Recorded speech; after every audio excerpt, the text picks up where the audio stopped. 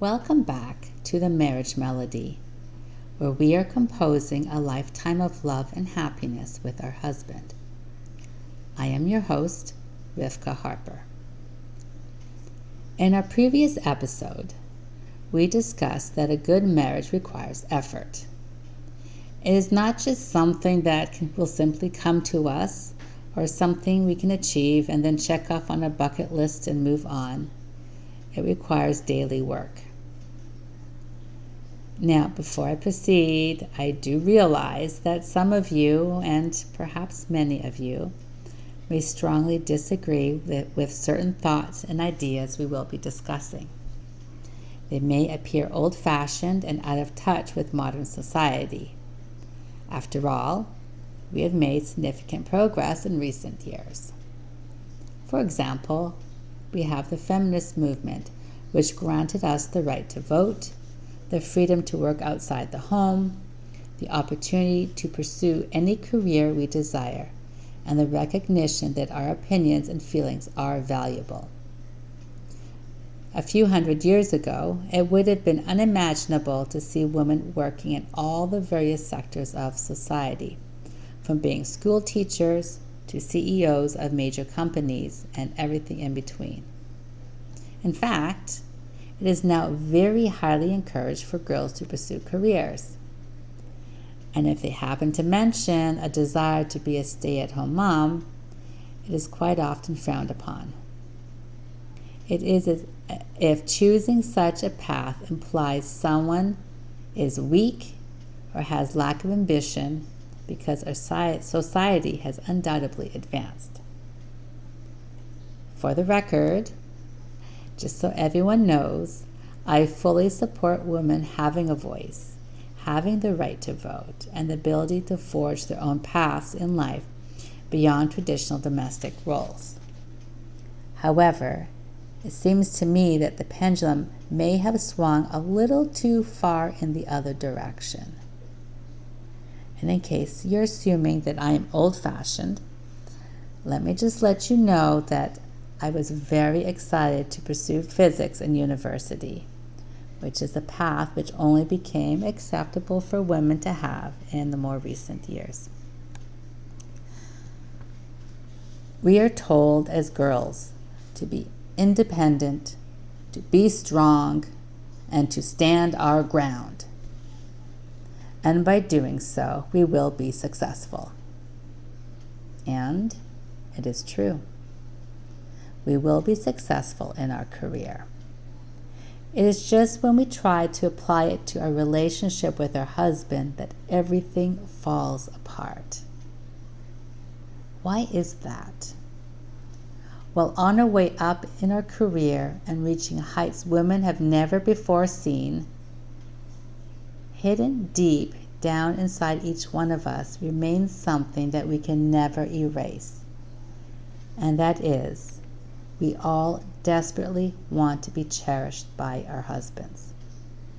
Yes, even women who climb the corporate ladder have this innate desire to be cherished and adored by their husband. Now, there are two problems. The first is that we are told to have such desire is a sign of weakness. We need to be strong. We need to be independent.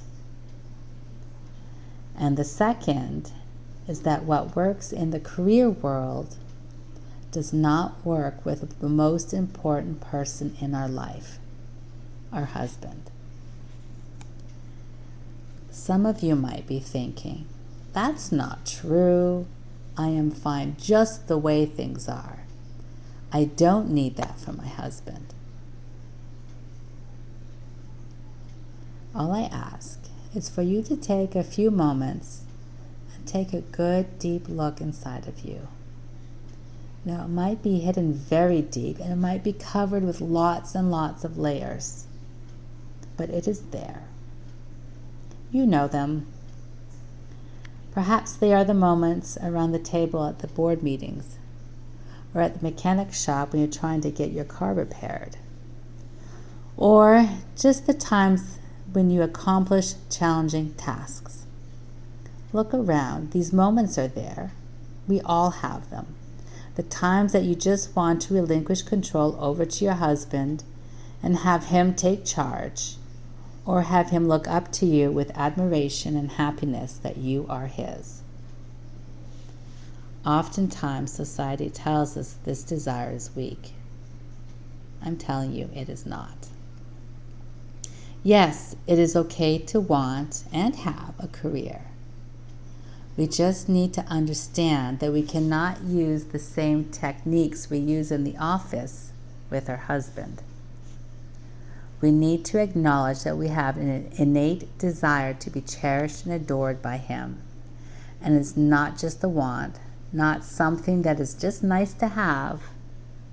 It is a real need that we all have.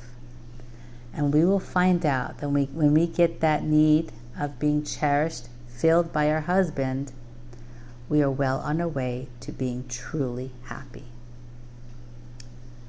So let's now go back to the last homework. Do you remember the secret sentence that I shared with you? The one sentence that, if you understand and you follow, is the secret to a happy, successful, and most amazing marriage. It's a very simple formula.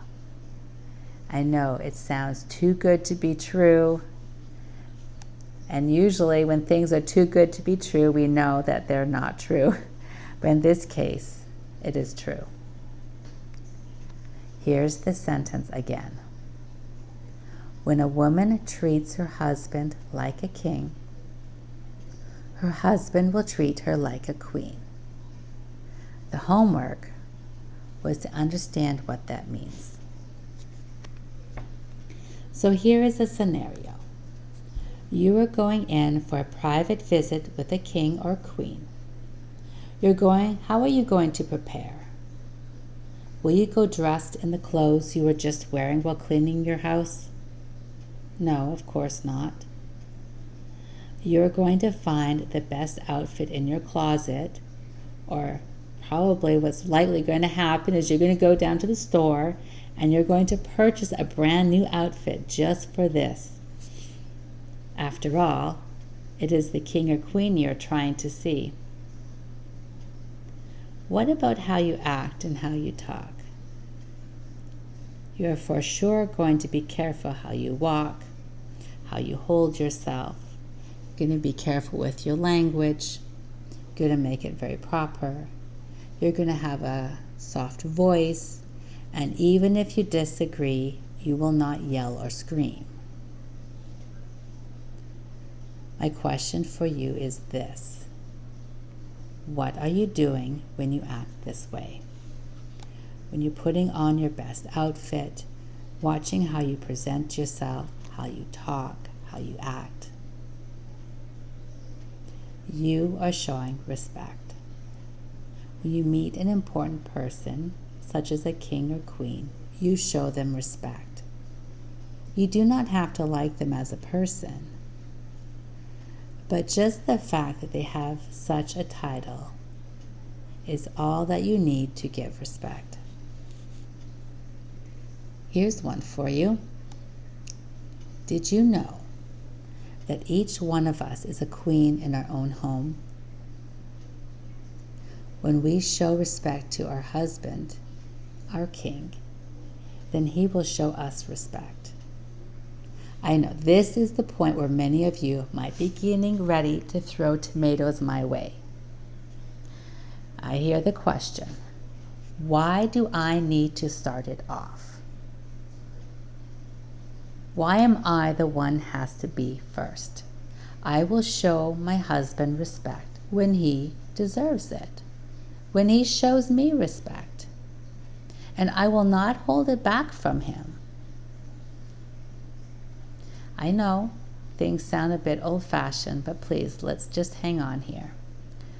You are right. You deserve respect, and you deserve respect just for being you. And you know what? So does your husband. You want your husband to respect you, even with your challenges. After all, you are really a wonderful person. and you care for others. However, sometimes you make mistakes because you may not have all the information. Or you may have had a bad day. You might be hungry or tired, or you might have a combination of all these factors. In such moments, you want your husband to accept you for who you are and be understanding in your situation. But please, I beg you, remember that it goes both ways. Your husband is also a person who has bad days, who gets tired, who feels hungry, and so on. Therefore, it is important to be considerate and understanding towards him as well. Yes, it would be amazing if our husband would show us respect all the time. But he is just human, just like us. So here's another question. Do you want to have a happy and amazing marriage? Now, do you truly want to have a happy and amazing marriage? How much do you want it? How would you like to feel empowered, successful, content, and happy, not only in your marriage, but in the other areas of your life as well? Are things starting to sound a bit more enticing? And what are you really willing to do to make this a reality? I once heard a beautiful saying, do you want to be right, or do you want to do the right thing? Sometimes it is up to us to do what we need to do to fill our needs. It can be hard at first, but if we are dedicated to our marriage and ourselves, by choosing to do the right thing, we will experience tremendous joy. So why is it that we find it easy to give respect to everyone except those closest to us? The answer is because they are closest to us, and therefore we feel comfortable and relaxed, and we just want to let our hair down. And yes, it is good we feel comfortable, but we need to be careful not to lose the respect. The tools we will learn together are tried and true, having withstood the test of time for thousands of years, and yes, even in our modern era. And you know what the best part is? You do not have to take my word for it. Actually, I don't want you to. Instead, I want you to hear what I have to say, and while doing so, put everything I say to the test. Try out the suggestions in your own marriage and see the results for yourself. All I ask is for you to give it an honest try for just 3 to 4 weeks, just one short podcast episode per week, and work on the assigned homework. Oftentimes, my students witness immediate results with many of the techniques. However, depending on the specific area of your marriage you are focusing on, the level of closeness you share with your husband, and the kind of communication you have between the two of you, it may take weeks or even months to see the results of your efforts. But even for nothing else, you will see results in you, and that is a beautiful start. But rest assured that if you remain committed, it will truly make a difference. Your marriage is worth it. That is why you're here. We will end with this week's homework. And this week's homework is to work on not interrupting your husband when he talks to you or to somebody else. I know that sounds so easy, doesn't it? Well, I challenge you to try it out and see how it goes. Good luck. We'll see you next time.